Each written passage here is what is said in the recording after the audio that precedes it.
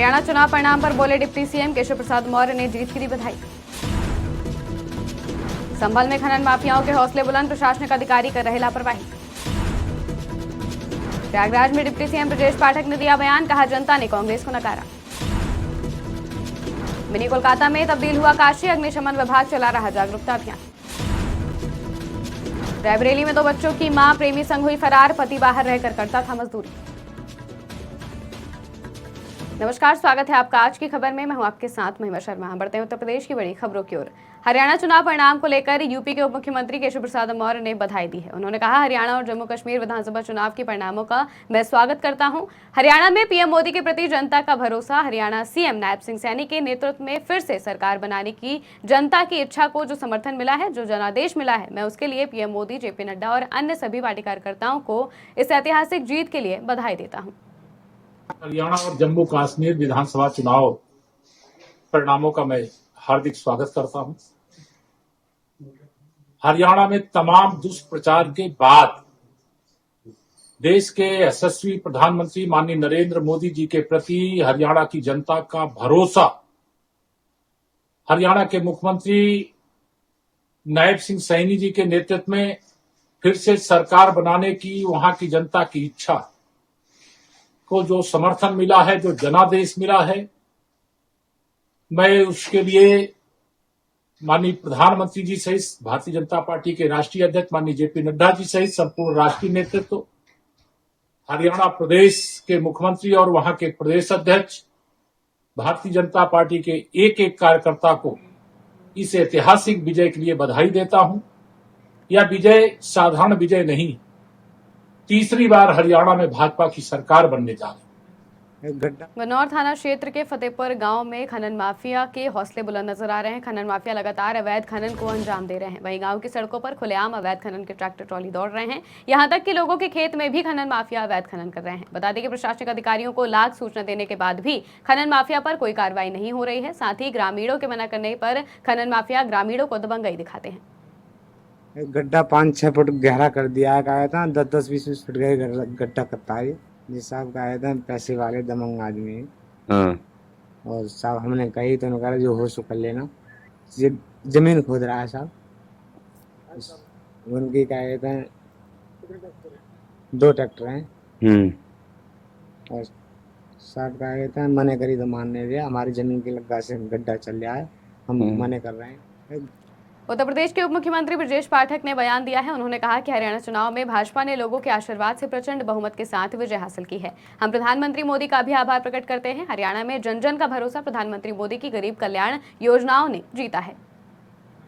चुनाव में भारतीय जनता पार्टी ने हरियाणा की जनता के आशीर्वाद से प्रचंड बहुमत के साथ विजयश्री हासिल की। ऐसे शुभ अवसर पर हम आदरणीय प्रधानमंत्री नरेंद्र मोदी जी का आभार प्रकट करते हैं। हरियाणा में जन जन का भरोसा माननीय प्रधानमंत्री नरेंद्र मोदी जी की गरीब कल्याण योजनाओं ने जीता है। और विपक्ष खासकर कांग्रेस पार्टी जो निगेटिव नैरेटिव सेट करने का असफल प्रयास कर रही थी, उसमें बुरी तरह से विफल हुई है। हरियाणा की जनता ने विपक्ष को नकार दिया है, कांग्रेस को नकार दिया है।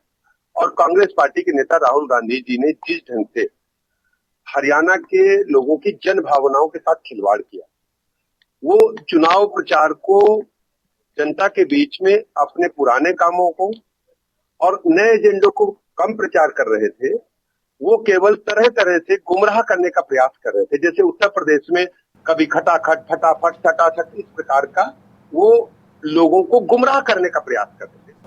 दुर्गा पूजा के लिए काशी पूरी तरह से मिनी कोलकाता में बदल चुकी है। काशी के शहरी और ग्रामीण क्षेत्रों में लगभग हजारों पंडाल लगाए जा चुके हैं। काशी के घनी आबादी और तंग गलियों के बीच भारी भरकम दुर्गा पूजा के लिए पंडाल तैयार हो चुके हैं, जिसको लेकर जिला प्रशासन की ओर से भी तैयारियां मुकम्मल कर ली गई हैं। अग्निशमन विभाग की माने तो जिले में सिर्फ 76 पूजा पंडालों को अग्निशमन विभाग की ओर से एनओसी जारी किया गया है। हालांकि देर शाम तक और पूजा पंडालों को एनओसी जारी किया जा सकता है। इसके लिए फायर विभाग की ओर से पूजा आयोजकों को आग से बचाव और सुरक्षा के लिए जागरूकता अभियान भी चलाया जा रहा है।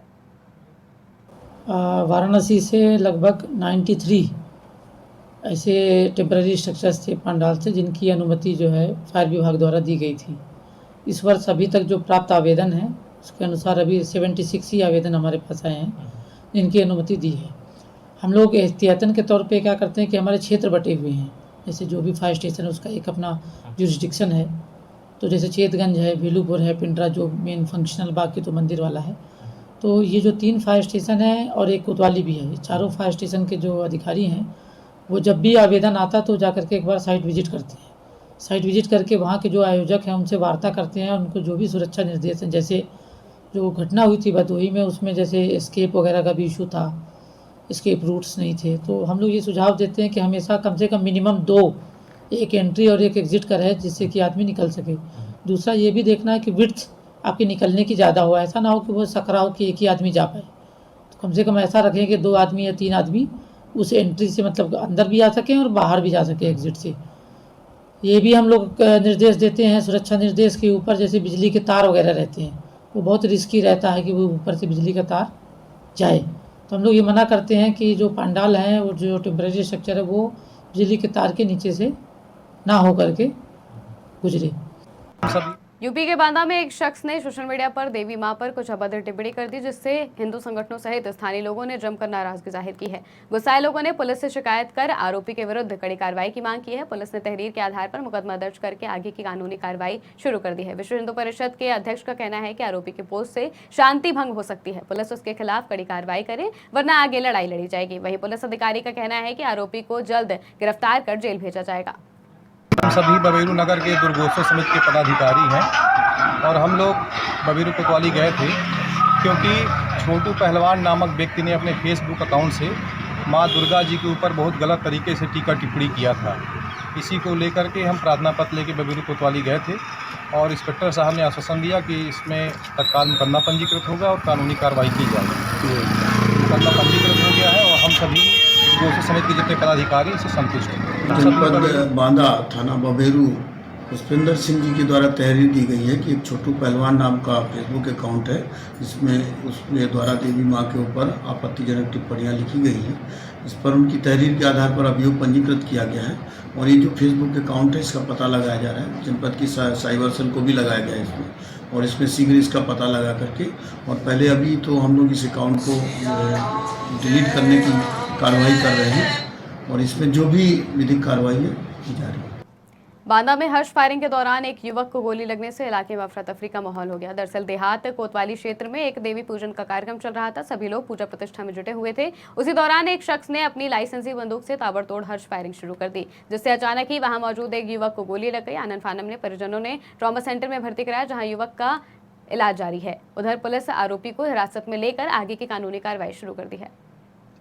आज दिनांक 7/10/24 को दोपहर लगभग 2 बजे ग्राम जौरही थाना कोतवाली देहात निवासी सोबरन यादव व वहीं के सुमित प्रजापति के यहाँ पुत्र प्राप्ति के अवसर पर उनके परिजन व महिलाएं गांव के मंदिर में हो रही पूजा अर्चना में एकत्रित थे। यहाँ उनके रिश्तेदार छोटे लाल यादव द्वारा की गई हर्ष फायरिंग से उनके साथ आए युवक प्रिंस प्रजापति निवासी ग्राम सरवई जनपद छतरपुर के हाथ में गोली लग गई, जिससे उपचार हेतु जिला चिकित्सालय भेजा गया।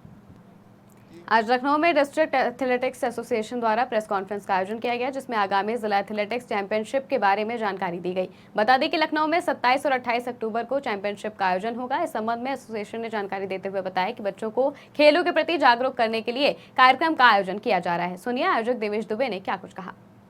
ये डिस्ट्रिक्ट एथलेटिक एसोसिएशन लखनऊ के द्वारा जो अंडर 14, अंडर 16, अंडर 18, अंडर 20 और पुरुष वर्ग और महिला वर्ग की जो एथलेटिक कंपटीशन होना है, ये ज़िले में एथलेटिक्स की जागरूकता को बढ़ाने के लिए है और छोटे बच्चों में ख़ासतौर से 14, 16, 18 जो वर्ग के बच्चे हैं, स्कूल के प्राइमरी लेवल के जो बच्चे हैं उनको जो है प्रोत्साहित करने के लिए है। इसमें लखनऊ के इसमें आगे चल करके निटजैम की एक प्रतियोगिता होती है एथलेटिक फेडरेशन ऑफ इंडिया द्वारा आयोजित, जिसमें कि डिस्ट्रिक्ट की टीम जो है सीधे नेशनल में पार्टिसिपेट करती है। यानी जो बच्चा डिस्ट्रिक्ट का है उसे नेशनल का सर्टिफिकेट मिलता है, तो वो प्रतियोगिता का भी इसी के माध्यम से चयन किया जाएगा। हाँ, ये बहुत सही बात आपने कही। ये लगातार एथलेटिक फेडरेशन ऑफ इंडिया और यूपी एथलेटिक एसोसिएशन इसके लिए लगातार सार्थक प्रयास कर रही है कि ग्रास रूट लेवल से उठा करके एनसीयूई बनाए गए हैं, नेशनल सेंटर ऑफ एक्सीलेंस। ये स्पोर्ट्स अथॉरिटी ऑफ इंडिया के सौजन्य से भारत सरकार करती है, जिसमें कि प्रतिभाशाली बच्चे जो गांव ग्रामीण अंचल के होते हैं उन्हें पिकअप किया जाता है, एनसुई में रखा जाता है और उनको फर्दर ट्रेनिंग जो एडवांस ट्रेनिंग है वो दी जाती है ताकि वो नेशनल और इंटरनेशनल लेवल पे भारत का नाम रोशन कर सके। देखिए रायबरेली में शासन के दिशा निर्देश पर जिले के मेधावी छात्र छात्राओं को एक दिन का जिलाधिकारी या फिर पुलिस अधीक्षक बनाया जा रहा है, जिससे मेधावी छात्रों के कॉन्फिडेंस में इजाफा हो। इसी कड़ी में आज रायबरेली की छात्रा विशालाक्षी को एक दिन का डीएम बनाया गया। मिशन शक्ति कार्यक्रम के तहत इंटरमीडिएट की मेधावी छात्रा को एक दिन का जिलाधिकारी बनाया गया है। इस दौरान उन्होंने जिलाधिकारी के कर्तव्य का निर्वहन करते हुए जनता की समस्याओं को सुनने के अलावा प्रशासनिक कामकाज को समझने की भी कोशिश की। देखिए ये कार्यक्रम जो है मिशन शक्ति के अंतर्गत एक दिवस के लिए जिलाधिकारी बनाने के संबंध में शासन के द्वारा निर्देश प्राप्त हुए थे, जिसके क्रम में हमारे जनपद में जो मेधावी छात्राएं हैं उनमें से सिलेक्ट करते हुए कुमारी विशालाक्षी एसटी पांडे कॉलेज से पढ़ी हुई हैं, memorial college ST Pandey memorial college से पढ़ी हुई हैं, उनको आज एक दिवस का जिलाधिकारी बनाने के लिए यहाँ पर चयनित किया गया। और इस दौरान उनके द्वारा जो सभी आम जनमानस की जो समस्याएं हैं उन सभी चीज़ों को, प्रशासनिक कार्य प्रणाली आदि सभी चीज़ों के बारे में जानकारी ली गई और अपनी प्रश्न पूछे गए और लोगों से वार्ता भी की। रायबरेली में गुरुबख्शगंज थाना क्षेत्र में एक अजीबोगरीब प्रेम प्रसंग का मामला सामने आया है। 2 बच्चों की मां को ससुराल में ही किसी दूसरे व्यक्ति से प्रेम हो गया और वो बच्चों के संग प्रेमी के साथ फरार हो गई। महिला का पति बाहर रहकर मजदूरी करता है। महिला के पति को जब इसकी सूचना मिली तो वह आनन फानन में गांव पहुंचा और पत्नी की काफी तलाश की, जिसके बाद पीड़ित शख्स ने पुलिस में शिकायत कर पत्नी को तलाश करने की गुहार लगाई है। शख्स ने गाँव के ही एक व्यक्ति पर पत्नी को भगा ले जाने का आरोप लगाया है। घटना के करीब 1 सप्ताह बीत जाने के बाद भी गुरुबख्शगंज पुलिस ने कोई कार्रवाई नहीं की। पीड़ित पति थाने के चक्कर लगा रहा है। हमारी बीवी दूसरे के सुरेंद्र से चली गई। सामान कम से कम 3 लाख होगा, 2,70,000 रुपये का हिस्सा। गुरुबख्शगंज थाने में एप्लीकेशन डाल दिया। बोले थे कि हमारी बीवी किसी के साथ पूरे थाने इंचार्ज बोला कि कुछ नहीं होगा, यहाँ से जिसकी पसंद है जो ले जा सकते। हमारी बीवी। उत्तर प्रदेश की खबरों में फिलहाल इतना ही। देश और दुनिया की तमाम खबरों के लिए देखते रहिए आज की खबर।